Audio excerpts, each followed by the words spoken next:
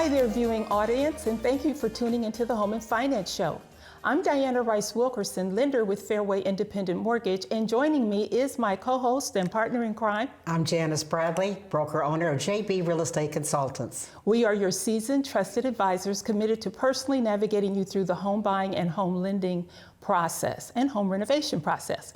This show is designed to provide you with current and relevant information about different aspects of home buying, home selling, and lending so that you're knowledgeable when making decisions for you and your family.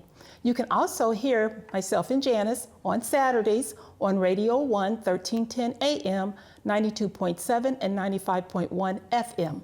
That said, if you're in the market to buy, build, refinance, or renovate, we'd love to represent you. You may reach us at the contact information below. Now on with the show.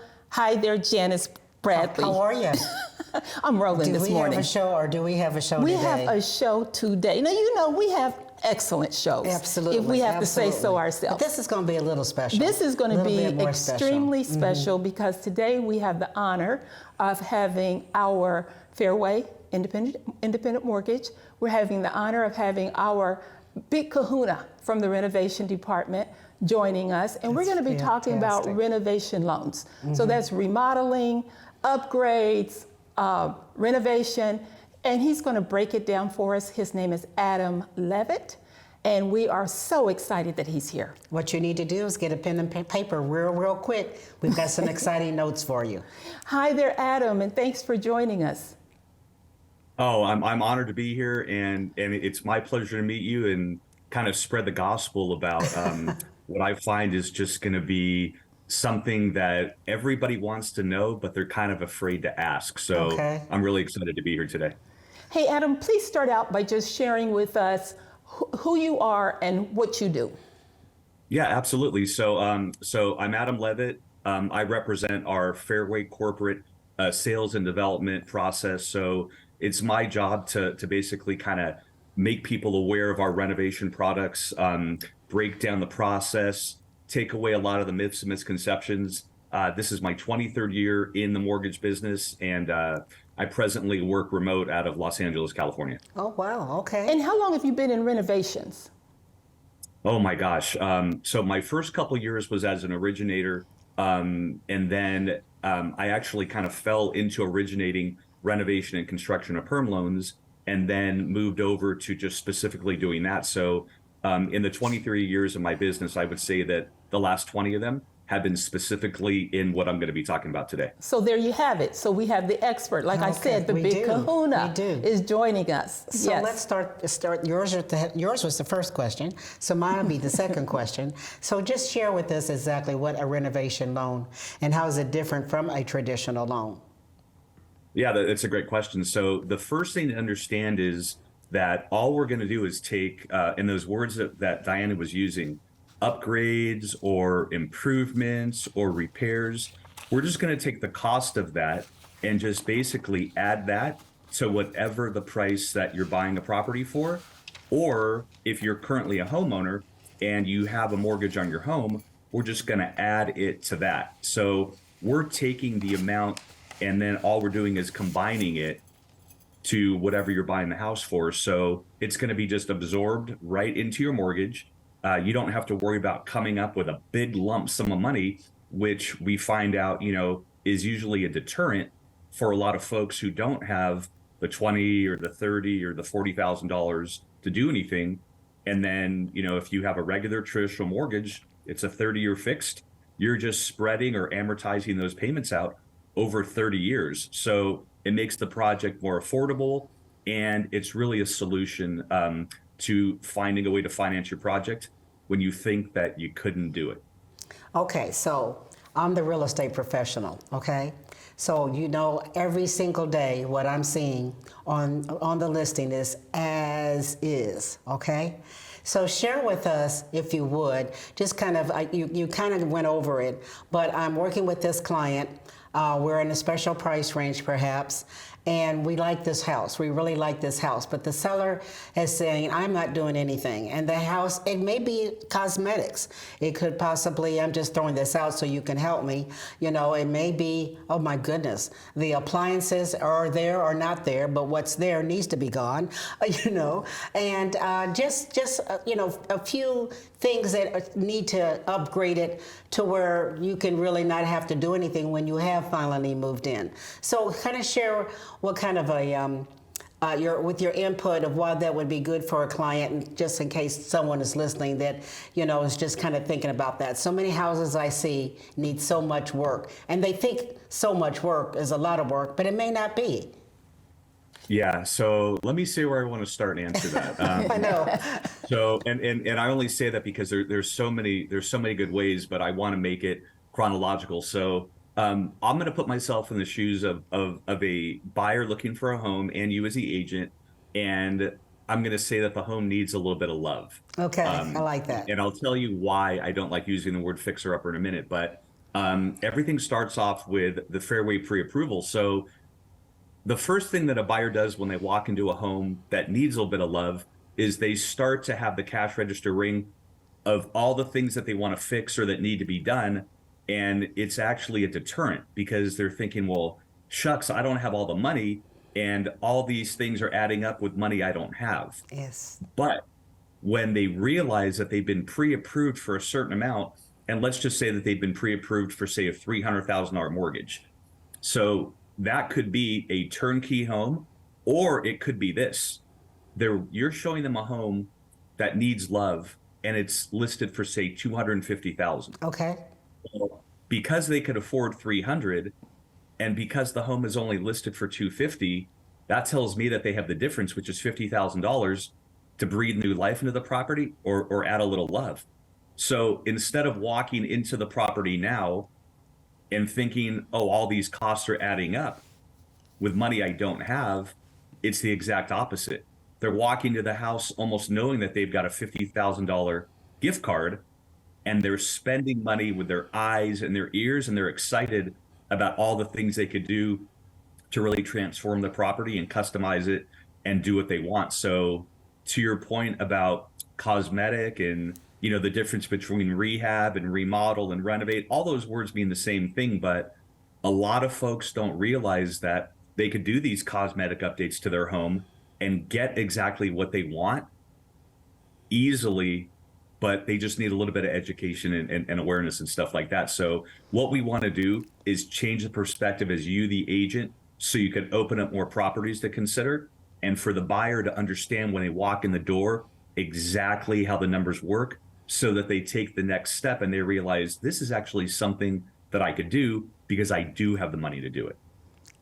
Is that not awesome? It was awesome. Very well put. Is that not awesome? That's why I asked that question. And You it's certainly making me simplified think. it. It's making me think as a loan officer too.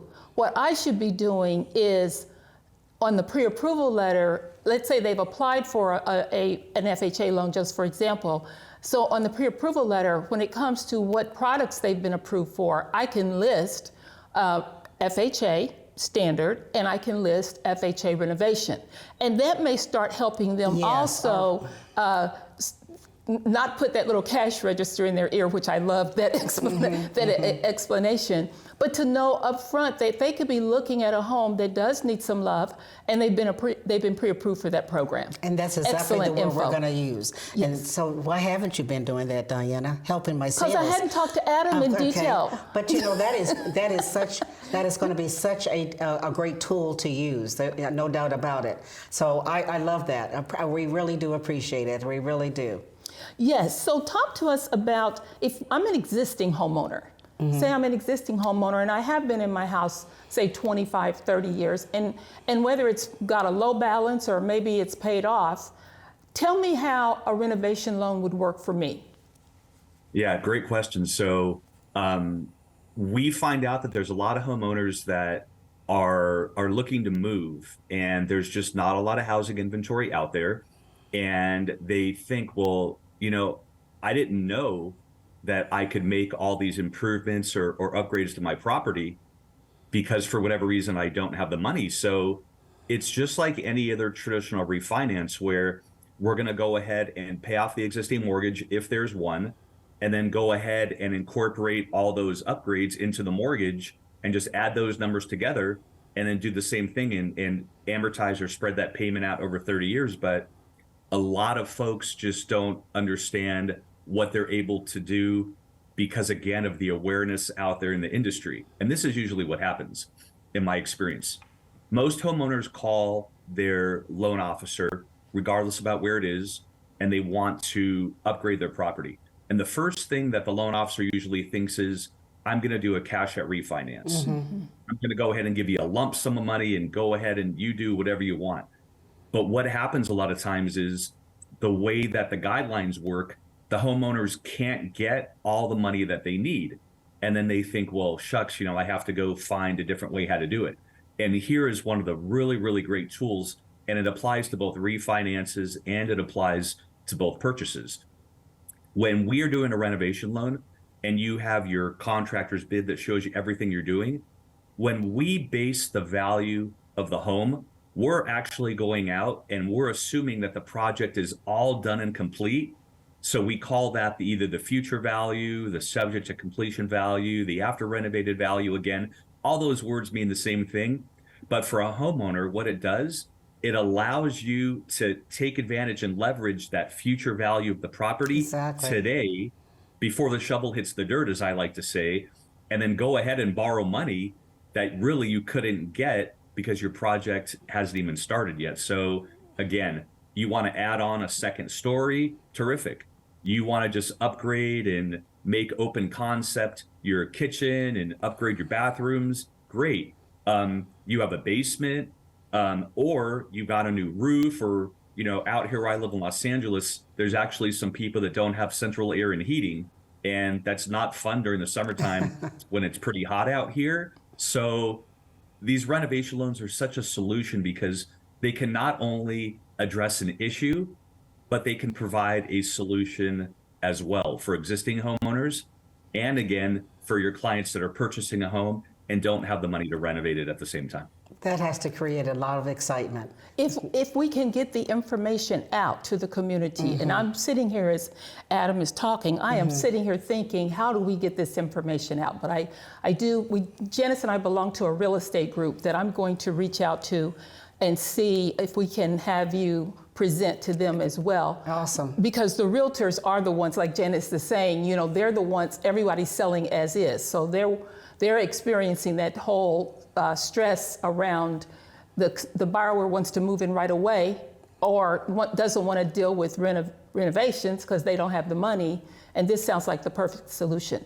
Got a question for you. Can you use, because a lot of people who have been in their homes for a long time, they love their neighborhoods, but maybe the only reason they would be moving is to get a home that's more maybe upgraded or modernized, so to speak. But can you add a whole second level on, because I think I've seen this. Yes. Can you use a renovation loan to add a whole entire second level to your house? 100% you can. Okay. And again, it's such a great question because, I put myself in the shoes of anybody involved and I'm thinking, what, again, the definition of rehab and remodel and renovate, you could have a project where somebody is just adding on a complete second story. I've seen that. You could have somebody who is just remodeling their kitchen and bathroom and they're not adding any square footage. They're just upgrading and improving what they already have. You could have somebody put in a brand new swimming pool with a gazebo and an outdoor kitchen. You could have somebody build an accessory dwelling unit like a granny flat in the backyard or on top of their garage. So these renovation loans are not a one size fits all because there are so many wonderful things that you could do. And in fact, we had a project which was really unique. There was a issue with the foundation and the agent was marketing the property as cash only. And when the agent and I had a conversation, and I believe it was I forget which market it was in, but the agent said, how can I sell this house and get a loan? And I explained exactly what I'm doing now and how a renovation loan works. And they actually got a loan where they financed the foundation repair and they took these I don't know what the machine is called, but they took this machine and they dug it into the foundation and they lifted the house up and they fixed the foundation. And then they went and they put it back down Right. and they financed all those costs and repairs into the loan. And they ended up getting the property at less than market value because it had been on the market for a long time. And they ended up at the end of the day walking away with like an extra $50,000 in equity because the house had been listed for so less, and the listing price had been reduced because there just weren't any buyers out there. And it was just such an unbelievable thing when the agent and the buyer knew that there was a solution where they didn't have to come up with that $20,000 to go ahead and lift the foundation by itself, and they could finance it. So I know that might be a long way to kind of answer your question. I love it. It's a very good, very good question. Exactly. Especially when you've run into situations like that, when you're saying, okay, how am I going to move this house? You know, so there's different ways that we can actually advertise it or share information, or possibly, okay, this is just a thought.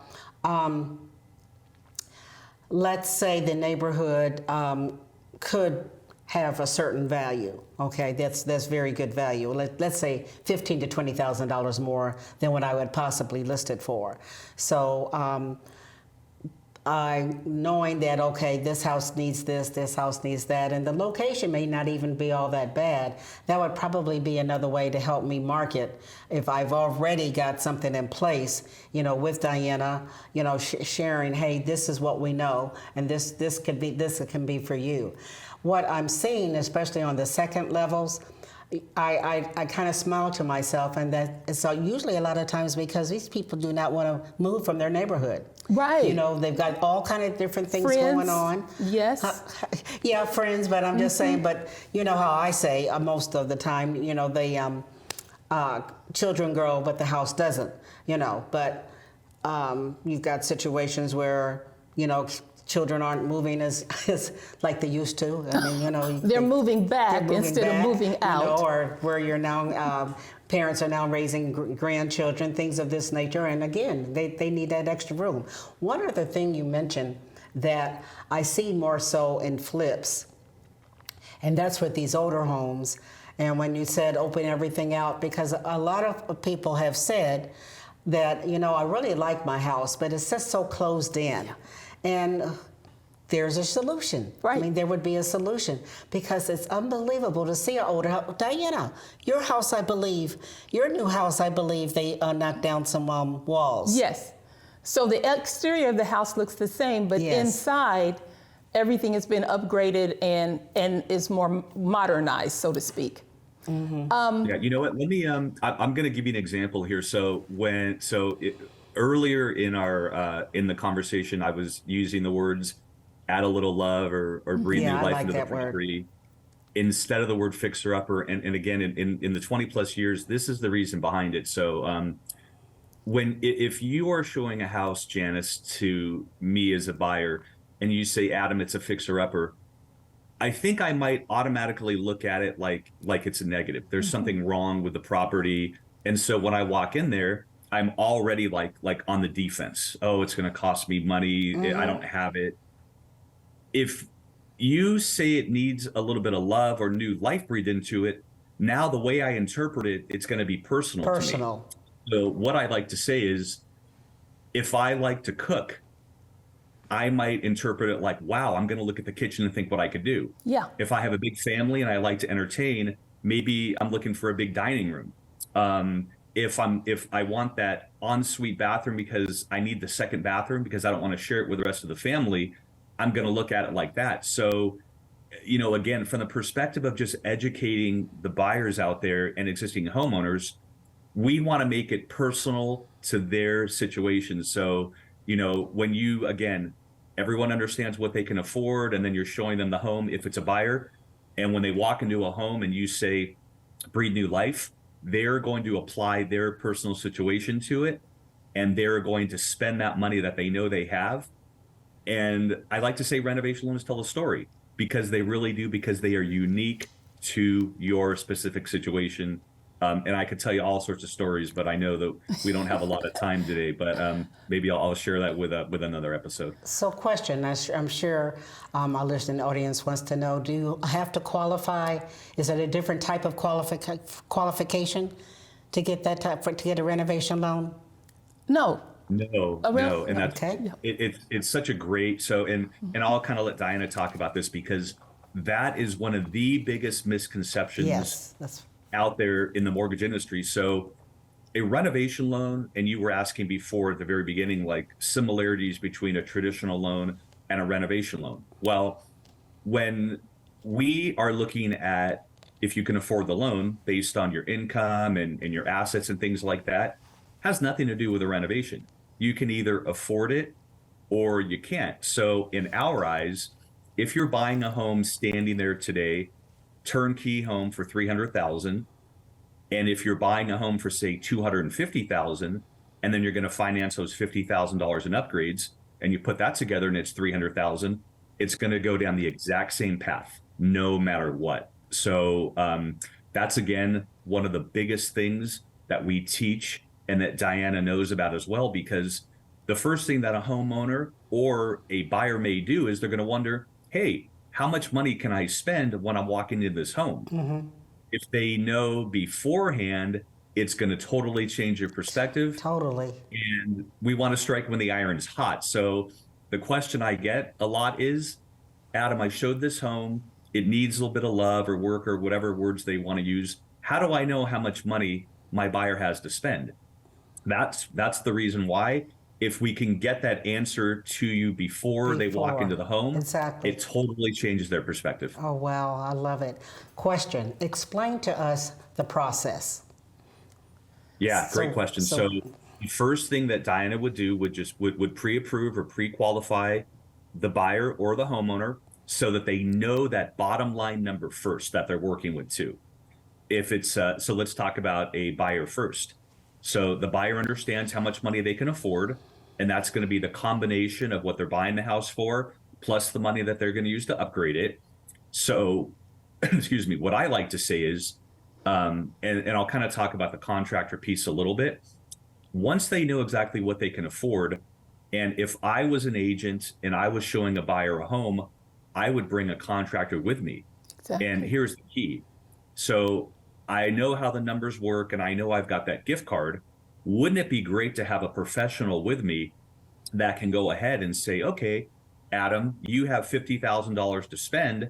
And as we're walking the property, I'm kind of giving you a back of the napkin estimate. Okay, it might cost $15,000 to redo this kitchen.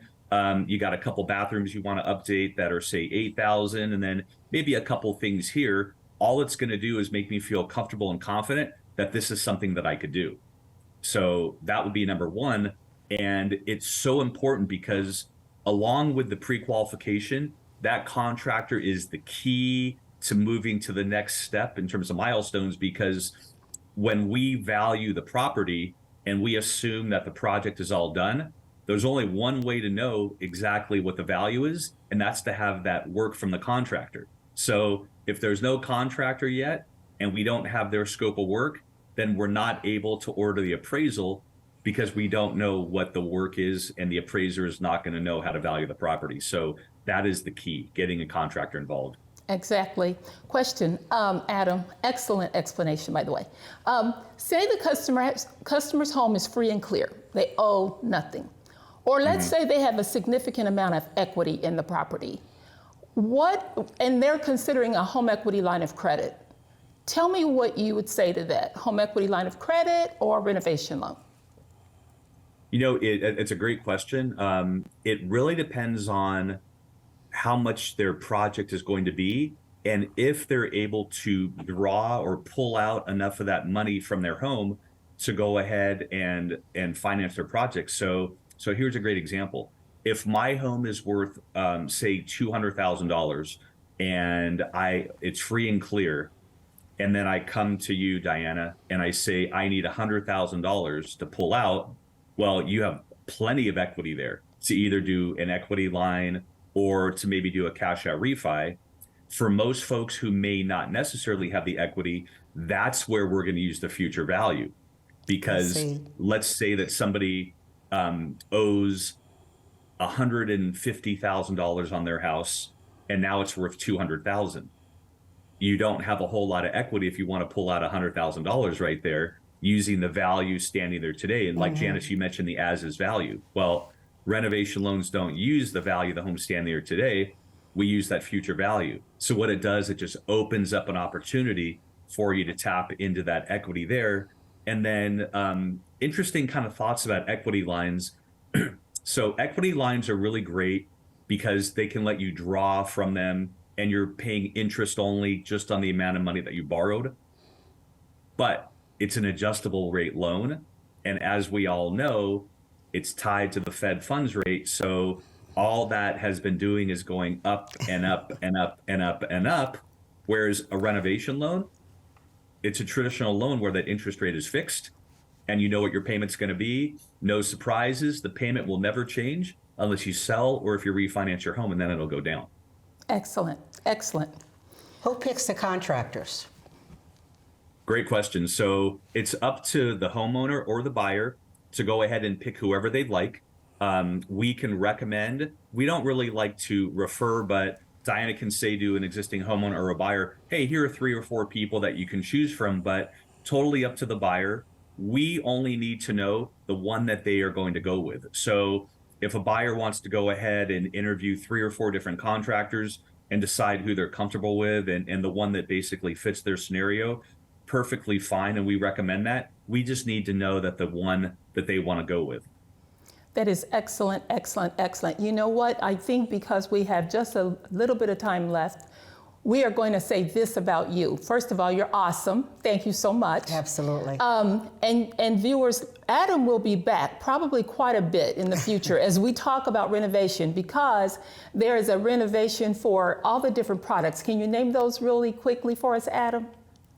Yeah, absolutely. So there's the 203K product, and there's one for minor and cosmetic upgrades, which is called the 203K Limited.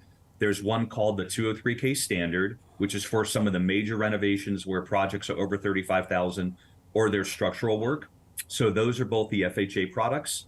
And then there's 2 different conventional products where you can do things called luxury items. That's including the backyard gazebo, the outdoor swimming pool, the accessory dwelling units, along with all just the cosmetic stuff as well. And then the best kept secret is the VA renovation loan.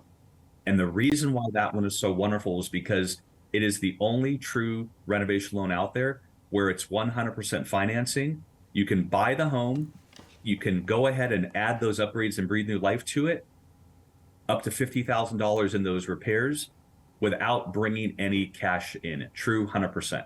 And there you have it. And there you have it. Adam, you're awesome. Superb. Thank you so much, and we are looking forward to next time. You have a wonderful day, okay? Thank you. Thank you for having me. I appreciate it. And viewers, thank you so much for tuning in today. Have a wonderful, wonderful day.